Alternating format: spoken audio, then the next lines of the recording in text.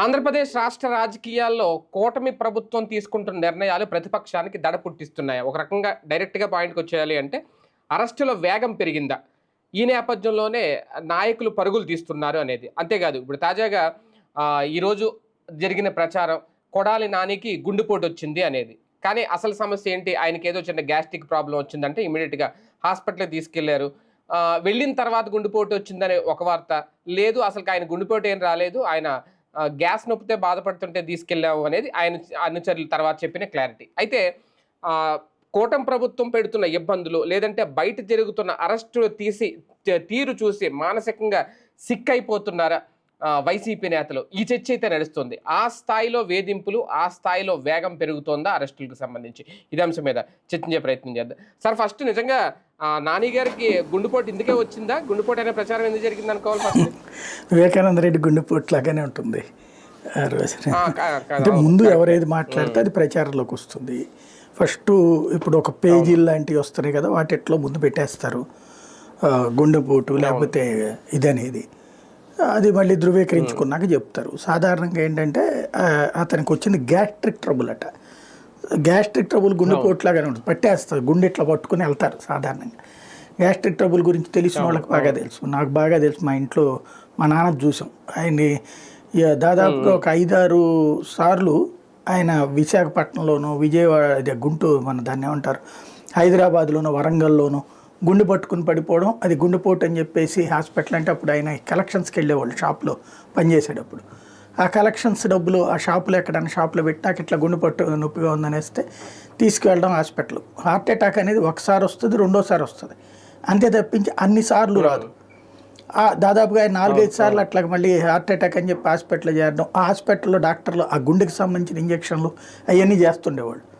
తర్వాత ఇప్పుడు మనకి పుస్తకాల్లో వీటిలో కూడా రాస్తుంటారు. పూర్ణచంద్ర గారిని ఒక రచయిత, ఆయన ఆయుర్వేద డాక్టర్ అనమాట. అంటే BAMS, మంచి క్లినిక్, కమ్యూనిస్టులకు సంబంధించిన క్లినిక్ ఒకటి ఉండేది అక్కడ ఇంటి దగ్గర. ఓసారి ఇంటి దగ్గర బాగా హార్ట్ అటాక్ అన్నప్పుడు తీసుకెళ్తే అక్కడికి, అసలు ఇది హార్ట్ అటాక్ అని ఎవరు చెప్పారు, ఈ ట్యాబ్లెట్స్ అవన్నీ ఎవరు వాడమన్నారు మిమ్మల్ని, ఆయనకు ఉంది హార్ట్ అటాక్ కాదు, ఈ సిగరెట్లు తాగుతారు కదా అంటే అవునని చెప్తే, ఆ సిగరెట్లు తాగడం వల్ల కడుపులో పసర పేరుకుపోయి ఆ పసర అప్పుడప్పుడు ఎగతంత ఉంటుంది, ఆ ఎగతనినప్పుడు వచ్చే గ్యాస్ట్రిక్ ట్రబుల్ అది, ఇక పైన ఒక్క సిగరెట్ కూడా తాగడానికి వీల్లేదని చెప్పి చెప్పుకొచ్చారు. సాధారణంగా ఈ మద్యము సిగరెట్ అలవాటు ఉన్న వాళ్ళకి గ్యాస్ట్రిక్ ట్రబులే వస్తుంది. గ్యాస్ట్రిక్ ట్రబుల్ వచ్చినప్పుడు ఈ పార్ట్లో పట్టేస్తుంది, బాగా నొప్పిగా అనిపిస్తుంది విపరీతంగా. దాన్ని గుండె నొప్పి అనినే అనుకుంటారు. ఒక్కోసారి అది డాక్టర్లు కూడా ఏం చెప్తారంటే ఫస్ట్ గుండె నొప్పి అని కానీ వెళ్ళినప్పుడే ECG అవి తీస్తారు, అవి కనబడలేదు అంటారు, లేకపోతే తర్వాత వేరే టెస్ట్లు అవి చేస్తారు. ఆ సిమ్టమ్స్ కనబడలేదు అని చెప్పేదాకా ఓ భయం ఉంటుంది. ఆ తర్వాత అప్పుడు గ్యాస్ట్రిక్ ట్రబుల్ అని చెప్తారనమాట. అందుకనేసి ఇది ఇతనికి గ్యాస్ట్రిక్ ట్రబుల్ అట. ఆ గ్యాస్ట్రిక్ ట్రబుల్ వల్ల వాస్తవంగా అయితే కొడాలి నాని ఆరోగ్యం నాకు తెలిసి ఈ ఎలక్షన్స్ కాదు, ఎలక్షన్స్కి ఒక ఏడాది ముందు నుంచినే ట్రబుల్గా ఉంది అతనికి. చాలా ఇబ్బంది పడుతున్నాడు అన్నటువంటిది ఆయన దగ్గర ఉండేవాళ్ళు చెప్పేటటువంటి మాట. మనిషి బయటికి గంభీరంగా ఉంటున్నాడు కానీ ఆరోగ్యపరంగా, అందుకని ఎక్కువగా హైదరాబాద్లోనే కాన్సన్ట్రేట్ చేసి కూర్చుంటున్నాడు. మామూలుగా అయితే కనుక అసలు తిరిగే కాళ్ళు తిట్టే ఊరుకోదని ఆగే రకం కాదు కదా అతను. అందులో భయపడి ఏదో చేస్తాడని కూడా నేను అనుకోను, భయపడే రకం కూడా కాదు అతను. కాకపోతే ఏంటంటే గుండె ఈ తరచూ నీరసం వస్తూ ఉండటం, ఇవన్నీ సహజంగా ఇట్లాంటి వాళ్ళకి అలవాట్లు ఉంటాయి కదా కొన్ని, మనం వ్యసనం అంటాం, వాళ్ళేమో తప్పదంటారు, అవి నడిచిపోతుంటుంది. ఇంకోటి జనాలందరితో కూర్చున్నప్పుడు కంపల్సరీగా వాళ్ళతో కలిపి చేయాల్సిందే. అది అలవాటు పడ్డోళ్ళు ఆగలేరు. ఆ అలవాటు అనేటటువంటిది వయసు పరంగా ఆరోగ్యంగా ఉన్నంత వరకు నడిచిపోతుంది. వయసు తగ్గిన తర్వాత, వయసు పెరిగిపోయిన తర్వాత నుంచి బిగిన్ అవుతుంది అట్లాంటి సమస్యలన్నీ కూడా.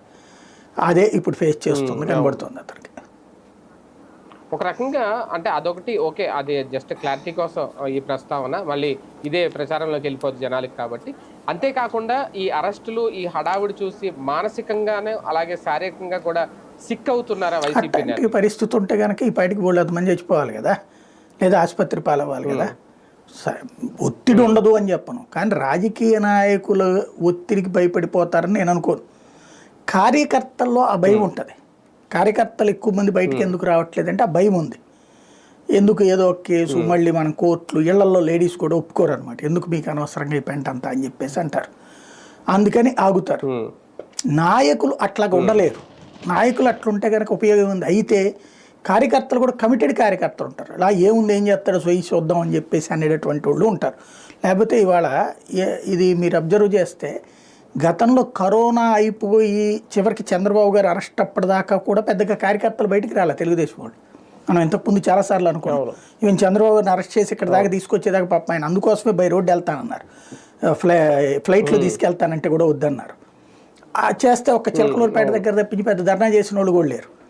అంత భారీ ఎత్తున అంత పెద్ద ఇష్యూ ఆయనంతటా ఆయన తనంతాను నిలబెట్టుకున్నా కూడా రాలేదు అంటే ఎంత భయపడ్డట్టు వాళ్ళు. తర్వాత ఆయన జైలు నుంచి విడుదలైన రోజున వచ్చారు తప్పించి అది కూడా చూడటానికి ఏమి యాజిటేషన్ మూమెంట్ కాదు అది. అంటే కార్యకర్తలు అనేటటువంటి వాళ్ళు అంత అగ్రెసివ్ అటాకింగ్ మూమెంట్ అనేటటువంటిది కాదు. ఇప్పుడు వీళ్ళు చూసుకుంటే అప్పుడే దిగిపోతున్నారు. ఏది ఇప్పుడు ఇవాళ అక్కడెక్కడ బాంబులతో దొరికారట, అనంతపురం లాంటి చోట్ల ఎదురు తిరుగుతున్నటువంటి పరిస్థితి ఉంది. కాబట్టి ఒక్కొక్కళ్ళది ఒక్కొక్క టెండెన్సీ ఉంటుంది. కార్యకర్తలలో కార్యకర్త ఇంకా తెగించే టైం రాలా. ఇప్పుడే ఏడాదే కదా, పని చేయనియండి వాళ్ళని, మనోళ్ళు తప్పులు చేశారుగా, వాళ్ళు తప్పులు చేస్తున్నారుగా, చేయనియండిలే అనుకుంటున్నాడు కార్యకర్త. కొన్ని మనం ఇప్పుడే కనుక యాజిటేషన్ చేస్తే వాళ్ళు అప్రమత్తం అయిపోతారు. వాళ్ళ తప్పులు చేయనియండి, ఇంకొక ఏడాది చేస్తే అప్పుడు పబ్లిక్ కూడా తెలుస్తుంది కదా, అప్పుడు మనం యాజిటేషన్ చేస్తే బాగుంటుందని నాయకులకు చెప్తున్నారు కార్యకర్తలే. అదే ఇక్కడ నాయకులు వచ్చేటప్పటికి నాయకుల్లో భయపడట్లేదా అంటే ఖచ్చితంగా భయపడుతున్నారు. అందుకని యాజిటేషన్స్ ఏం పెద్ద సీరియస్గా ఏం చేయట్లేదు వాళ్ళు. ఇప్పుడు 151 మంది ఎమ్మెల్యేలు ఉన్న పార్టీలో ఎప్పుడో జగన్ పిలుపునిస్తే తప్పించి ఏ కార్యక్రమం జరగట్లేదు. ఇప్పుడు ఫర్ ఎగ్జాంపుల్ గుంటూరులో మిర్చి రైతుల ధర్నా జరిగింది, అక్కడ ఆక్వా రైతుల ఆందోళన జరిగింది, లేకపోతే ఇంకో చోట ఇంకో రైతులది జరుగుతుంది. కోకో రైతులు ఎవరో గోదావరి జిల్లాలో మొన్న చేశారు. మరి వెళ్ళాలి కదా, వైసీపీ వాళ్ళందరూ రోడ్డు మీద కూర్చోవాలి కదా, వాళ్ళతో నిలబడాలి కదా, ఎందుకు చేయట్లేదు? లేదు ఇప్పుడు రైతులకి గిట్టుబాటు ధర రావట్లేదు, లేకపోతే మద్దతు ధర రావట్లేదు అని ఏదో మాట్లాడుతున్నారు. సరే ప్రతిదానికి జగనే రావాలైంది, వీళ్ళు వెళ్ళాలి కదా, పరామర్శించాలి కదా, మాట్లాడాలి కదా. అదే మరి 151 మంది ఎమ్మెల్యేలు ఏమైపోయారు, 40 మంది ఎమ్మెల్సీలు ఏమైపోయారు, అట్లాగే దాదాపుగా ఒక 1000 కార్పొరేషన్లో ఏదో ఒక డైరెక్టర్లో, బోర్డు మెంబర్లో, ఇది గుళ్ళ బోర్డు మెంబర్లు, ఇట్లాంటి పదవులు అందుకున్నారు కదా. మొన్న కూడా ప్రతిపక్షంలోకి వచ్చిన తర్వాత రీజనల్ ఇన్ఛార్జీలను అది నియమించారు. ఇప్పుడు ఉత్తరాంధ్రకి కన్నబాబు గారు నియమించారు. ఇలాగే ఎక్కడ పడితే అక్కడ, కానీ కనీసం వాళ్ళు కూడా ఇనిషియేట్ తీసుకోవట్లేదు, వాళ్ళు కూడా ముందుండి ఇటువంటి వాటికి సపోర్ట్ చేయట్లేదు. అంటే ప్రతిదానికి జగన్ ఎత్తిని తోసేసుకుని కూర్చుంటున్నారు. ఇదివరకు గెలిచేది ఆయనే, కష్టపడి గెలిపించుకునేది ఆయనే, మధ్యలో మా వల్లే గెలిచిందని వీళ్ళందరూ కలిసి తన తిరిగేదాకా ఊరుకోలేదు, తను నెగిటివ్ చేసుకొచ్చి. ఇవాళకి కూడా సమస్య ఏంటంటే నువ్వు ఫాలోయరు కాదు, నువ్వు పొలిటీషియన్వి. పొలిటీషియన్ ఏంటి, నీ ఏరియాలో ఉన్న సమస్య మీద మాట్లాడాలి. ఇప్పుడు వాళ్ళకి ఆ ఏరియాలో ఇవాళ ఫర్ ఎగ్జాంపుల్ మంచినీళ్ళ ప్రాబ్లమ్స్ ఉన్నాయి, ఎందుకు వెళ్ళి మాట్లాడవు నువ్వు? వెంటనే వాళ్ళు అంటారు మీ హయాంలో ఏం చేశారు, ఎస్ మా హయాంలో లేదనే మమ్మల్ని దించారు, మరి ఇప్పుడు నువ్వు చెయ్యాలి కదా. లేదు మా హయాంలో మేము నీళ్ళు ఇచ్చాం కరెక్ట్గా, మీరు ఇవ్వలేకపోతున్నారని అడగాలిగా. మంచినీళ్ళకి సంబంధించిన సమస్య వచ్చినప్పుడు ఇప్పుడు లేదు, ఇప్పుడు ఈ గిట్టుబాటు ధరల దగ్గరికి వెళ్ళి మాట్లాడాలి కదా. వాళ్ళంతా అట్లాగే లేదు పొలాల్లో ఎండిపోతున్నాయి అంటున్నారు, ఇవాళ అక్కడెక్కడో పొలాల దగ్గర యాజిటేషన్ చేశారని చెప్తున్నారు. అట్లాంటివి జరిగినప్పుడు అక్కడికి వెళ్ళి కూర్చుని మాట్లాడాలి కదా వీళ్ళు. ఇవాళ పోనీ పేపర్లో టీవీలో వేయకపోవచ్చు, నీ పేపర్ నీ టీవీ ఉంది కదా, దాంతోపాటు సోషల్ మీడియాలో ఉన్నాయి కదా, వెళ్ళి మాట్లాడాలి కదా. ఇవాళ కనుక అట్లాగే వెళ్ళి కనవగానే కానీ రేపు పొద్దున ఏదో కేసులో పెడతారేమో, ఎందుకు వచ్చిన గొడవ, దానికి సాక్ష్యం పేర్ని నాని ఉదంతం చూశారు, నందిగం సురేష్ ఉదంతం చూశారు, అభినయ్ రెడ్డి ఉదంతం చూశారు, మిథున్ రెడ్డి ఉదంతం చూస్తున్నారు. ఇట్లాంటివి చూసినప్పుడు వల్లభనేని వంశీ చూశారు, వీళ్ళందరూ చూశారు కాబట్టి ఎందుకు వచ్చిన గొడవని మిగతా నాయకులు భయపడుతున్నారు. అలా భయపడేటప్పుడు రాజకీయాలు అనవసరం కదా. బేసిక్గా ఇంతమంది నాయకులు పెట్టుకుని మహామహా స్పీకర్లను పెట్టుకుని అద్భుతమైనటువంటి దశాబ్దాల తరబడి రాజకీయాలు చేసిన వాళ్ళని పెట్టుకుని ఆ పదవులు అనుభవించారు కదా, ఆస్వాదించారు కదా, ఎందుకు చేయలేకపోతున్నారు అంటే వాళ్ళు ఈ భయపడతాం. నాయకుడే భయపడితే, నాయకుడే పీరుకోడైతే ఇక కార్యకర్త ఎందుకు ధైర్యంగా ఉంటాడు? ఇక లేకపోతే కార్యకర్తలు ధైర్యంగా వెళ్ళి ఏమయ్యా నాయక నువ్వు రానాయన అని బతిలాడాలి వీళ్ళని. మరి దాడు చూసుకోవాలి. ఒక రకంగా రైతులు రోడ్డెక్కి ఈరోజు ధర్నాలు చేస్తున్నారు అంటే ఖచ్చితంగా వీళ్ళకి సపోర్ట్ చేసినట్టే. ఇంకా నేను పార్టీ పిలిస్తేనే ఎవరు రావట్లేదు అనుకునే పరిస్థితి లేదు, వాళ్ళే ముందు వస్తున్నారు. కానీ వాళ్ళ వెనక రాజకీయ పార్టీలు ప్రతిపక్షంలో ఇప్పుడు మొన్న జగన్ వెళ్ళొచ్చాడు మిర్చి రైతు దగ్గరికి, ఆ వెంటనే చంద్రబాబు గారు 2-3 రోజుల పాటు హడావిడి జరిగింది. ఏదో మాట్లాడేశారు, కేంద్ర ప్రభుత్వం మాట్లాడేశారు. ఆయన పేరేంటి, మన కేంద్ర మంత్రి వెళ్ళేసి మాట్లాడేసి వచ్చాడు రామ్మోహన్ నాయుడు. ఇంకేముంది, కేంద్ర మంత్రి వచ్చి చెప్పేశాడు 11,700 రూపాయలకి ఖచ్చితంగా కొంటామన్నారు. ఇక అసలు చరిత్రలోనే ఈ రేంజ్లో కొన్నది ఎప్పుడు లేదంటే, చరిత్రలో 25,000 రూపాయలకి అమ్ముడుపోయిన మిరపకాయలంటే చరిత్రలో ఎప్పుడు కొనలేదంటే, అమ్ముడుపోయినప్పుడు ఇంకెందుకు కొనేది అక్కడ. ఇప్పుడు కొంటున్నారా, కొంటంటే నేను 9,000 రూపాయలకి తేజ రకం అయిపోయిందని చెప్పేసి ఎందుకు ధర్నా చేశారు అంటే, ఆ టైంలో ధర్నా చేసేటప్పుడు వీళ్ళకి తెలియట్లేదా, కమ్యూనికేషన్ లేదా? సరే అంటే అది పార్టీ వీళ్ళు ప్రోత్సహించినట్టు కాదు, లేదా ఇంకొక కోణం అయి ఉండాలి. మనం ఇప్పుడు వెళ్తే కనుక వాళ్ళ యొక్క నిజమైనటువంటి యాజిటేషన్ డివియేట్ అయిపోతుంది, దాంట్లో రాజకీయ ముద్ర వేస్తారని ఆగి ఉండాలి. లేదా ఆ రైతులు మీరు రాబాకండి, మీరు వస్తే మాకు అనవసరంగా రాజకీయం అవుతుందని చెప్పి ఉండాలి. పోనీ అప్పుడు ఆ రైతుకి న్యాయం జరుగుతుందా? ఇప్పుడు జగన్ మొన్న అరటి తోటల దగ్గరికి వెళ్ళాడు, పరిహారం ఇప్పుడు ఇచ్చేస్తున్నారు. మొన్న మిర్చి రైతుల దగ్గరికి వెళ్ళారు, కొనటానికి సిద్ధపడ్డారు. అంటే ప్రతిపక్షం వస్తున్నప్పుడు అక్కడ ప్రభుత్వం స్పందిస్తోంది. మరి అంటే నువ్వు వెళ్ళి నుంచుంటే స్పందన వస్తుంది కదా. నాయకులందరూ వైసీపీ వాళ్ళు చేయాల్సిన పని ఏంటి, మీరు వెళ్ళి గొడవలు చేయొద్దు, కొట్టక్కర్లా తిట్టక్కర్లా, వాళ్ళు ఆందోళన చేస్తున్నారు కదా. ఫర్ ఎగ్జాంపుల్ కోకో రైతులు వాళ్ళ దగ్గర ఎవరు కొంటలేదన్నారు. ఎవరు కొంటలేదు, వాళ్ళకి విత్తనాలు ఇచ్చినటువంటి బ్రోకర్లు అయిన సంస్థల కొంటలా. కోకో ఉత్పత్తి సంస్థలు అక్కడ పెట్టారు, వాళ్లే కొంటలా. ఇప్పుడు పొగాకుది నేను యాజిటేషన్, పొగాకు సంబంధించినటువంటిది రాస్తుంది వేరే పత్రికలు కాదు, ఈనాడు జ్యోతి లాంటి వాటిలోనే రాస్తున్నారు. పొగాకు సంబంధించినటువంటి రైతులకి వాళ్లే విత్తనాలు ఇచ్చారట, వాళ్లే కొంటామన్నారట. అదేదో అంటే విదేశాలకు వెళ్ళే రకం కాకుండా, ఎక్స్పోర్ట్ రకం కాకుండా ఇండియాలో వాడేటటువంటి రకాన్ని వాళ్ళు చివరికి కొంటలేదట. క్రిందట ఏడాది 15,000 పోయిందట. అందుకని చాలా మంది ఏది ఎకరాకి 45,000 కౌలు ఇచ్చి మరి తీసుకున్నారట పొలాలు. తీసుకున్న తర్వాత ఇప్పుడు అదే టన్ను వచ్చేటప్పటికి, క్వింటా వచ్చేటప్పటికి కేవలం 3,000-4,000 రూపాయలే పలుకుతుందట పొగాకుది. అదేదో బండ్రి పొగాకు, ఒకటేదో పేరు చెప్పారు, బర్లీ పొగాకు. మరి అది వాస్తవంగా లోకల్గా వాడుతుంటారు, లోకల్ మేడ్ లాగా. ఈ చుట్టల కింద వాటి కింద కూడా వాడుతుంటారు.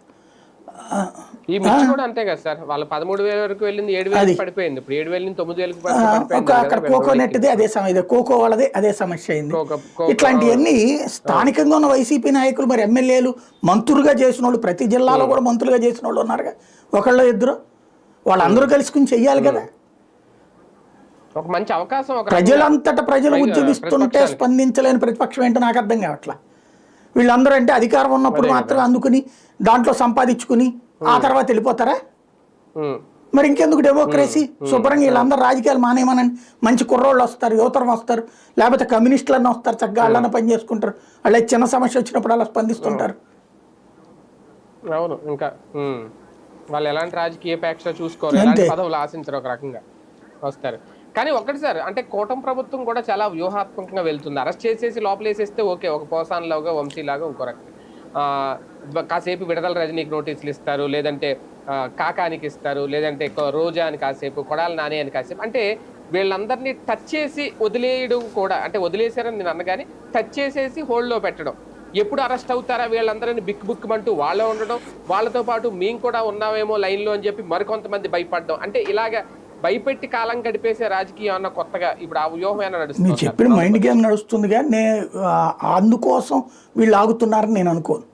ఇద్దరు కూడా ఆ ఉద్దేశంతో కాదు. గబక్కన ఊరికినే పేపర్లో రాసి పడేసినంత సులభంగా జడ్జిమెంట్లు రావు. పేపర్లో జడ్జిమెంట్ కూడా ఇచ్చేయచ్చు, టీవీలో జడ్జిమెంట్ కూడా ఇచ్చేయచ్చు. నేను అనేది పేపర్లలో రాసిన వార్తలు వేరు, అక్కడ జరిగేది వేరు. ఎఫ్ఐఆర్ కట్టడం ఎంతసేపు, ఎవడెవడి మీద అయినా కట్టుకోవచ్చు ఎఫ్ఐఆర్. అది కాదు కదా. సరైన ఆధారాలు ఉంటే ఈ పాటికి వదిలిపెడతారా? సరైన ఆధారాలు ఉంటే ఏది వదిలిపెట్టరు. ఎవరో మనం సృష్టించే కంప్లైంట్. ఇప్పుడు నిన్న వీళ్ళు అనలా, జడ్జి గారు అనలా, ఏంది ఆ కంప్లైంట్లు ఏంటి? ఎవడో ఒక ఇది తీసుకుంటే, ఒక దాన్ని ఏమంటారు, షార్ట్ ఫిల్మ్ తీస్తే ప్రభుత్వానికి వ్యతిరేకంగా ఉందని చెప్పేసి కేసు పెడతారా? అది ఇరు వర్గాల మధ్య ఘర్షణ అంటారా? ఇది ఎక్కడ ధోరణి అని అడగల జడ్జి గారు? అదే కదా. అట్లాగే వీటికి ఆధారాలు ఏం లేకుండా ఏది పడితే అది తీసుకొచ్చేసి కంప్లైంట్ పెట్టేస్తాను ఎవరో చెప్పారు దాంట్లో తినేశారంటే ఇప్పుడు ఫర్ ఎగ్జాంపుల్ మొన్నటిదాకా లెక్కర్ కుంభకోణం ఏమన్నారు ఎలక్షన్స్కి ముందు 1,00,000 కోట్లు తినేశాడు అన్నారు. 1,00,000 కోట్ల నుంచి అవును. 30% తిన్నారన్నారు. ఇప్పుడు టోటల్ లెక్క ఎంత చెప్పారు? 1,00,000 కోట్ల రూపాయలు అమ్మాడు 5 ఏళ్లలో అన్నారు. మరి 1,00,000 కోట్ల రూపాయలు 5 ఏళ్లలో అమ్మితే 1,00,000 కోట్లు ఎట్లా తింటాడు? పోనీ 30% 40% అవినీతికి పాల్పడ్డాడు అంటే 30,000 కోట్లు 40,000 కోట్లు అనాలి. ఫైనల్గా ఏం తేలుస్తున్నారు? 3,000 కోట్లు 4,000 కోట్లు 18,000 కోట్లు. విదేశాలకు పోయినాయి. ఉమ్. 18,000 కోట్లకు అనుకుంటున్నారు అంతే. అది ఏం ఆధారాలు ఏం లేవు. 3,000-4,000 కోట్లు విదేశాలకు వెళ్ళినాయి కాబట్టి అది ఆ పైన 18 కావచ్చు 20,000 కోట్లు కావచ్చు తినేసి ఉంటారులే అనుకోడు.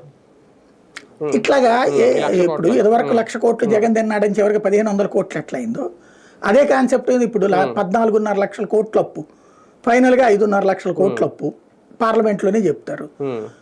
ఇవన్నీ కలిపితే కూడా 7.5 లక్షల కోట్లు అవుతాయి, 8 లక్షల కోట్లు అవుతాయి. కానీ ఏం జరుగుతున్నది? ప్రచారం ఇక్కడ ఏం లేదు. 24 గంటలు ఒక ప్రచార వ్యూహం పన్నుతూ ఉంటారు. ఒక అబద్ధాన్ని అమ్ముతారు. ఇక్కడ అబద్ధాన్ని పదే పదే మాట్లాడతారు. ఇప్పుడు 14.5 లక్షల కోట్లు కాదని తెలిసినా కూడా ఇంకా 14 లక్షల కోట్లు అప్పులు చేశాడు జగన్ అని చెప్పి మాట్లాడుతూనే ఉన్నారు కదా. 100 సార్లు అక్కడ చెప్తున్నా సరే పార్లమెంటుతో సహా చెప్తున్నా. ఈవెన్ అదే బడ్జెట్లో రాసుకొచ్చారు కదా ఎంత అప్పు అన్నటువంటిది కూడా మళ్ళీ ఎట్లా మార్చేస్తున్నారు? పేపర్లో ఒకటి చూపెడుతున్నారు, నోటితో ఒకటి మాట్లాడుతున్నారు. జనం కూడా ఇది గుడ్డిగా నమ్ముతున్నారు కాబట్టి నోటి మాటని అదే ప్రచారం తీసుకెళ్తున్నారు కాబట్టి ఆ టైప్లో నడుస్తుంది. దీనికి ఆధారాలు ఉంటే ఏం చేసి వాళ్ళు వదిలిపెడతారా? ఆధారం ఉంటే అసలు ఇన్ని రోజులు ఆగుతారా? ప్రస్తుతానికల్లా ఏంటంటే ఒక కేసు కట్టేసి ఆ సంబంధిత అధికారులు పిలుస్తున్నారు.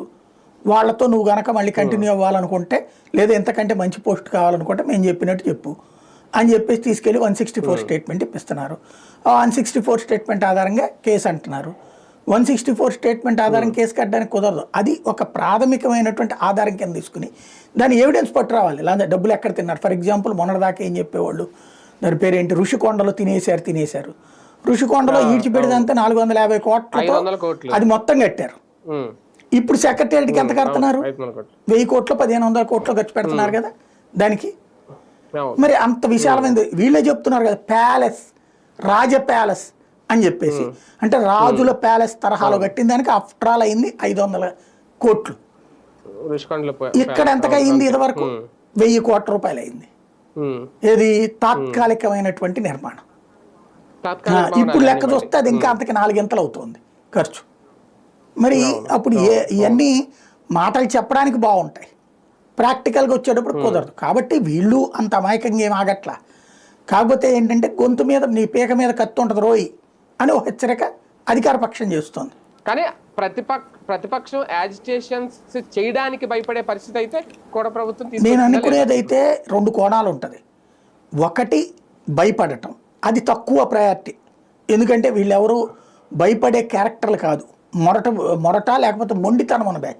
రోజే భయపడుద్దా, దమ్ముంటే అరెస్ట్ చేసి తీసుకుపోంటది. ఒక రకంగా కాబట్టి వీళ్ళు జైలుకు పోవాలా దాని గురించి భయపడేది కాదు, ఇంకా 4 ప్రచారం చేసుకోవచ్చు అనుకుంటారు. కాకపోతే వీళ్ళు ఆలోచించే కోణం నేను అనుకోవడం ఏంటంటే ఇప్పుడే ఎందుకు గొడవ, ఇంకా 4 ఏళ్ళు ఉంది. ఇప్పుడే చేసుకుని ఇప్పుడే అరెస్ట్లు అయిపోతే ప్రయోజనం ఏముంది? ఈ 4 రోజుల్లో అయిపోతుంది. ఎట్లాగో వాళ్ళు కేసులు పెడతారని తెలుసు, కోర్టులో తేల్చుకోవాలని తెలుసు. ఈలోపు డ్రాగన్ చేయని ఉండాలని ఒక ఏడాది 2 ఏళ్ళు అయిన తర్వాత ఎప్పుడు వాళ్ళని అరెస్ట్ చేయనండి, అప్పుడు నుంచి ఇక జనంలోకి వెళ్దాం మనం అనే రూట్లోకి అయ్యి ఉండొచ్చు అనుకుంటున్నారు. రైట్ చూద్దాం. మొత్తానికి కొడాలి నానికి ఏదో జరిగిపోయిందనే ప్రచారం అయితే నిమిషాల్లో ఒక సోషల్ మీడియాలో బాగానే ప్రచారం జరిగింది. కాకపోతే ఆయనకు వచ్చింది గుండెపోటు కాదు, అది గ్యాస్ నొప్పి అని వైద్యులు సహా ధృవీకరించారు. ఈ లోపలనే హడావడి ఇదంతా. భయపడిపోతున్నారు కూటమి ప్రభుత్వానికి, వైసీపీ నేతలు జంకుతున్నారు, మానసికంగా వీక్ అయిపోతున్నారు అనేది కొంతమంది డ్రామాలు ఆడుతున్నారు అనేది. కాకపోతే ఇలాంటి ప్రచారానికి ఎంత త్వరగా ముగింపు పలికితే అంత బెటర్. వైసీపీ కూడా అంతే త్వరగా స్పందించింది. అలాగని చెప్పి కూటమి ప్రభుత్వం ఆగుతుందా ఈ అరెస్టుల విషయంలో అంటే తేలాల్సిందే.